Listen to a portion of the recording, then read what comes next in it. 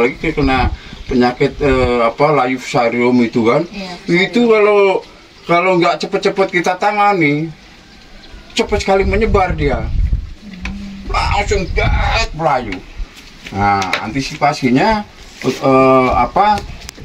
kita lihat dulu tuh yang sudah layu itu, akar kita cabut, tanaman kita cabut, kita lihat akarnya busuk nggak nih akar. Kalau akarnya busuk berarti kena layu fusarium, ya kan?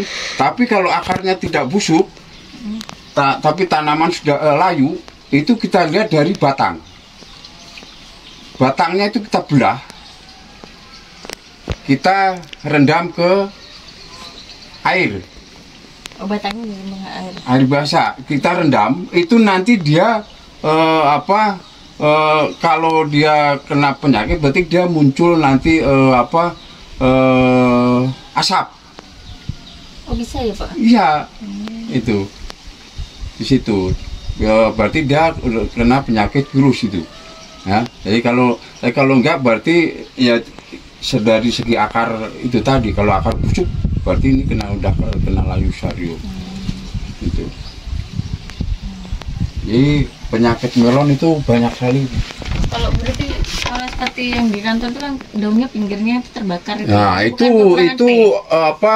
kelebihan obat. Bukan. Hah? Nggak kekurangan P itu. Enggak. Itu kan daunnya pinggir pada kering tuh. Iya. Ya kan? Ya, saya lihat itu kan. Nah, itu karena waktu penyemprotannya itu, pengendalian penyakitnya itu satu bisa terlalu lama nyemprotnya karena itu pakai mesin kan. Yeah. Nah, kedua kelebihan obat overdosis gitu. Makanya kalau kita nyemprotnya pakai mesin itu jangan terlalu lama, cepet. Seperti yang saya lakukan di Jepang juga pakai mesin, Bu. Seperti itu, selang panjang itu kan. Wah. Jaraknya kan nggak boleh terlalu dekat. Enggak, jaraknya jangan terlalu dekat. Kan berapa, 10 cm kalau nggak Itu, salah, jadi harus agak jauh gitu. 10 cm, Iya. ya. Jangan terlalu dekat karena itu pakai mesin tekanannya kan tinggi. Beda dengan yang manual kayak saya. Itu, kalau yang manual kan tekanannya kan normal tuh. Nah, itu saya nyemprotnya pun nggak deket gini ke daun, ya agak jauh. Iya, harusnya gitu. Itu. Jadi itu daun pinggirnya kering kebakar kan itu ya faktornya itu tadi. Satu, mungkin nyemprotnya terlalu lama. Kedua, kelebihan obat, overdosis obatnya. Jadi tidak sesuai dengan takaran. Itu.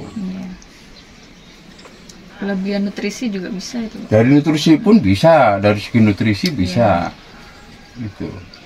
Makanya harus diperhatikan betul-betul itu gitu. Karena melon kita satu, perawatannya memang kita harus benar-benar serius, rutin, nggak bisa kita tinggal, Bu. Gitu. Kalau melon itu beda dengan tanaman yang lain. Ini saya itu tiap hari nggak full, harus dikontrol benar-benar gitu. Mulai diwangi ke sana, itu yang rumitnya, mulai pengikatan lah, pewiwilan, seleksi buah, itu di situ rumitnya. Gitu. Kalau untuk tahap awal saya biasa itu kalau pengendalian hama penyakit itu tidak menggunakan fungisida. Kalau untuk tahap awal hanya pakai insektisida. Karena kalau tahap awal itu untuk masa pertumbuhan dari mulai 8 hari setelah tanam itu penyakit jamur belum ada. Nah, paling hanya hama. Makanya kita kendalikan dengan insektisida dulu. Nah, mulai muncul penyakit jamur itu mulai umur 3 minggu ke atas. Itu kayak di lahan yang di kantor itu kan seperti apa? Kayak mengkerut gitu kan, Pak? Iya. Itu kan virus ya? Itu kalau kan keriting-keriting tuh, daunnya itu. Kan, ya? Itu udah kena virus. Makanya saya sampai ke Pak Wawan sampai bilang gini, Pak Wawan, ini udah kena virus. Itu harus dipangkas. Itu harus dicabut. Oh, dicabut. Cabut. Kalau dipangkas pun, dipotong, itu dia muncul tunas baru lagi, keriting lagi. Oh, gitu lagi. Keriting lagi. Jadi harus diganti tanaman baru. tanam baru. Jadi itu harus kita buang, cabut. Kalau enggak cepat sekali nular itu Bu, virus itu. Itu emang apa pengendaliannya emang agak susah. Jadi dari kita persiapan itu harus dari awal betul-betul, dari mulai Berarti persiapan lahan. Perlakuan. Ya, persiapan lahan itu harus kita siapkan betul-betul, pengelolaannya gitu kan. Nah, kebetulan waktu Pak Wan kan nggak pakai kapur itu. Kemarin saya saranin pakai kapur gitu. Biar basah tanahnya. Iya, jadi apa supaya mengantisipasi supaya tanaman tidak mudah terkena serangan penyakit seperti itu. Gitu. Di samping itu kan kapur itu kan bisa untuk menaikkan pH tanah, untuk menetralisir tanah itu kalau tanahnya asam. Kita kasih kapur kan dia naik pH-nya, seperti itu. Iya, berarti kan pengelolaan tanahnya kan. Iya, jadi kita benar. Persiapan awal itu harus kita siapkan betul-betul untuk pengolahan lahannya, pengolahan tanahnya. Jadi pengolahan tanah itu penting. Penting. Jagung itu kenapa kok mati? Karena pengolahan tanahnya nggak sesuai gitu. Penting itu. Jadi harus gembur gitu, gembur. Terus kalau dapat biar ukurannya besar ini yang di ini berapa Pak? 9, 10, 11 sulurnya. Apanya? Yang dipelihara. Oh, yang dipelihara. Nah, jadi melon ini ya, melon ini untuk supaya buahnya normal dan bagus. Itu mulai dari muncul daun pertama ya.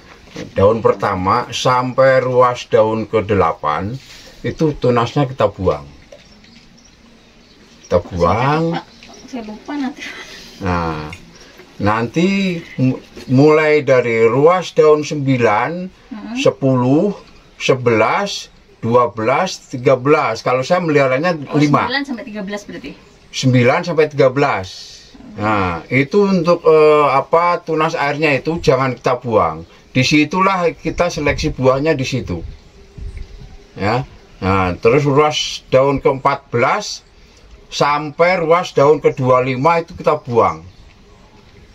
Minimal 25 daun, maksimal 28. Pak, jangan cepet-cepet.